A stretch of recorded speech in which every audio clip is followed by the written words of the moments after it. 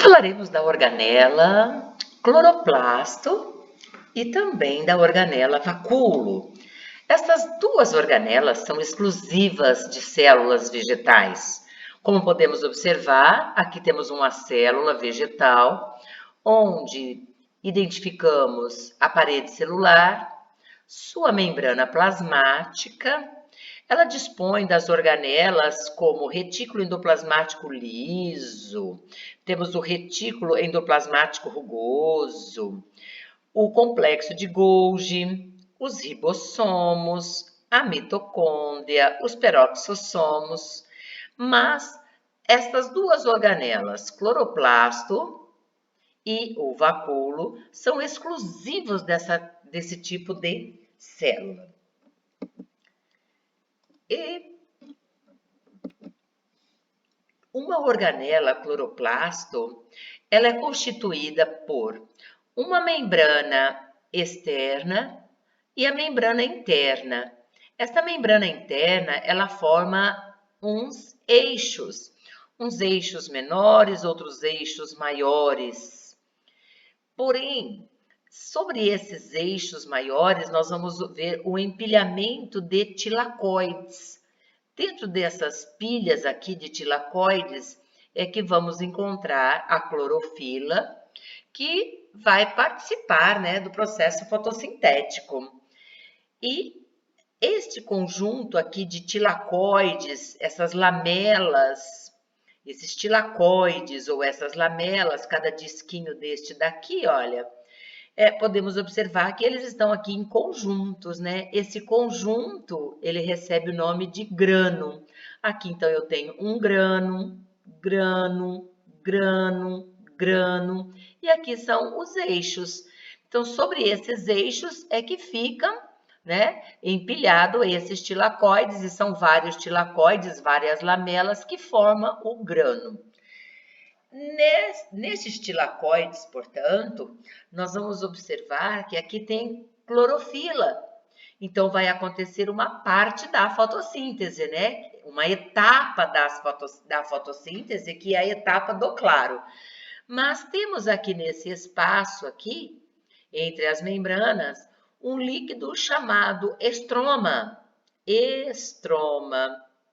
E também nesse líquido estroma ocorre uma das etapas, né? Uma segunda etapa da fotossíntese, que é a etapa do escuro. Porém, vamos encontrar nesta organela o seu próprio ribossomo. Então, nós já vimos que a organela mitocôndria tem seu próprio DNA, ela é capaz de se autoduplicar, mas a organela cloroplasto também é capaz de se autoduplicar. E esta organela cloroplasto, como podemos observar aqui agora, olha, a sua membrana externa, a membrana interna, as lamelas empilhadas ou os tilacoides. Então, eu tenho um conjunto de tilacoide, dois conjuntos de tilacoides, 3, 4, 5. Cada pilha desta aqui é um conjunto de tilacoide. E esse conjunto recebe o nome de grano. Dentro desses tilacoides, aqui tem a clorofila, que vai participar da etapa do claro, né, da fotossíntese. E esse meio aqui, nesse espaço, eu tenho o estroma, onde vai acontecer a segunda etapa da fotossíntese.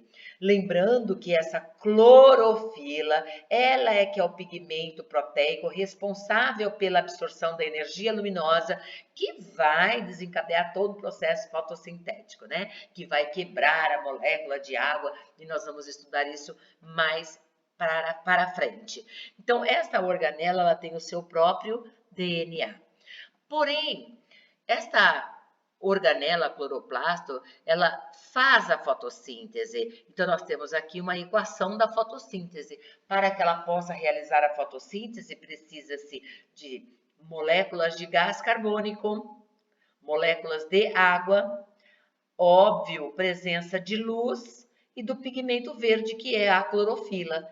E a planta vai fazer o uso dessa substância inorgânica juntamente com esse gás carbônico, e vai produzir moléculas de glicose, mais moléculas de água, mais moléculas de oxigênio. Esse oxigênio é liberado para a atmosfera e esta molécula de glicose a própria célula utilizará ou poderá ficar armazenado, né, dentro dessa célula sob forma de amido.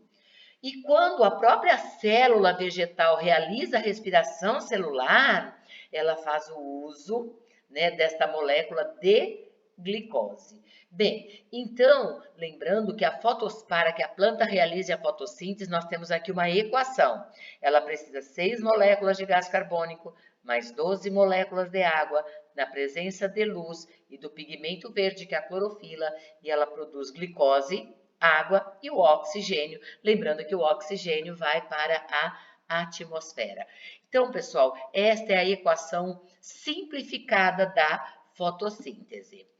Porém, a planta, ela é capaz de fazer a fotossíntese, porque na célula vegetal tem o cloroplasto, mas a planta também realiza a respiração celular. Todos os seres vivos realizam, né? Tem essa respiração. Então, o que acontece na mitocôndria? E o que é legal aqui é que estas duas organelas presentes na célula vegetal, elas apresentam uma relação de interdependência. Por quê? Porque o cloroplasto, ele usa gás carbônico e água e produz glicose, água e oxigênio. E a própria planta precisa dessa glicose e do oxigênio. Então, quando a planta faz a fotossíntese, ela libera no cloroplasto, olha só, a glicose e o oxigênio, que será utilizada pela organela mitocôndria. Na mitocôndria acontece a respiração celular e ela libera gás carbônico e água que será usado pelo cloroplasto. Percebe aqui que então nós temos uma relação de interdependência? O cloroplasto depende da mitocôndria porque libera gás carbônico e água que ela utiliza como matéria-prima para produzir moléculas de glicose. E libera o oxigênio. E o cloroplasto libera para a mitocôndria a glicose e o oxigênio.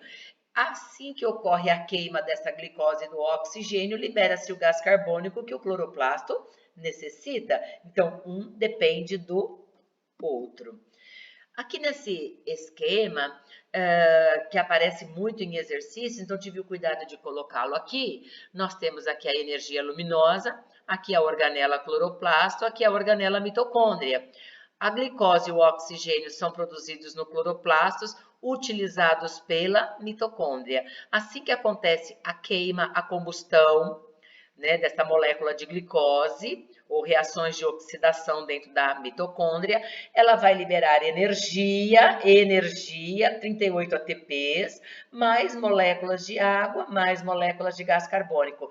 Esta água e esse gás carbônico vai ser utilizado pelo cloroplasto para novamente realizar a fotossíntese. Então, o cloroplasto, ele realiza a fotossíntese e a mitocôndria realiza a respiração celular. Bem, na célula vegetal, só para a gente fechar um pouquinho, né? Nessa célula vegetal, nós temos a organela cloroplasto, encontrado, óbvio, em muitas folhas verdes e também nos caules verdes. E como eu disse, o empilhamento dessas lamelas ou lâminas ou tilacoide forma um grano, são várias lamelas ou tilacoides deste formando um grano. E aqui nós vamos encontrar o que é a proteína clorofila, que faz a absorção da energia luminosa, onde vai acontecer uma das etapas da fotossíntese. Outra organela encontrada nas células vegetais é o vacúolo. Esse vacúolo, olha, é uma organela membranosa relativamente grande, né? Então, subentende-se que essa célula já seja adulta. Ele tem um envoltório que é chamado de tonoplasto. E esta organela, ela surge nas células vegetais porque elas brotam do complexo de Golgi. Porém, elas, numa célula vegetal adulta, ela pode ocupar uma boa parte, né, do seu volume, porque corresponde a 95% do volume da célula. Qual é a função dessa organela vacúolo? Ele faz um preenchimento, mas ao mesmo tempo ele vai armazenar água, vai armazenar íons, né, os sais minerais, bem como os carboidratos, os aminoácidos, se for uma planta que sintetiza muita proteína, como feijão, ervilha, espinafre. Então, ela faz armazenamento, a função dela é de armazenamento. Porém, numa planta, ela vai fazer também a regulação osmótica, né, dependendo da quantidade de água que essa planta dispõe. Então, aqui é a organela vacúolo, como eu disse, ela ocupa um bom espaço, um bom volume, 95% da célula praticamente. Aqui é a organela cloroplasto, e aqui é o Golgi, e é o Golgi que brota, esses vacúolos brotam do complexo de Golgi. Numa célula vegetal jovem, nós vamos observar que ela tem jovem, tá, pessoal? Célula jovem. Aqui está seu núcleo, a parede celular, a membrana plasmática. Ela tem vários pequenos vacúolos. À medida que essa célula vai crescendo, os vacúolos coalescem, eles vão se fundindo e quando a célula chega na fase adulta, temos aí um grande vacúolo, como nós vimos na imagem anterior, ocupando aí 95% da célula.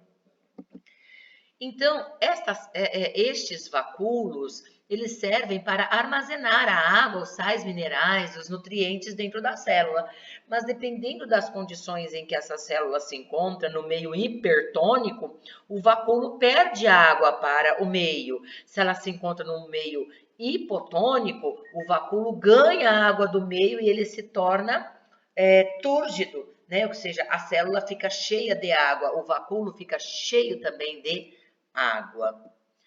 Então, vejamos, aqui eu tenho um vacúolo que se essa minha célula está mergulhada numa solução de igual concentração, a água tanto entra quanto sai. Então, o vacúolo se mantém com esse aspecto constante.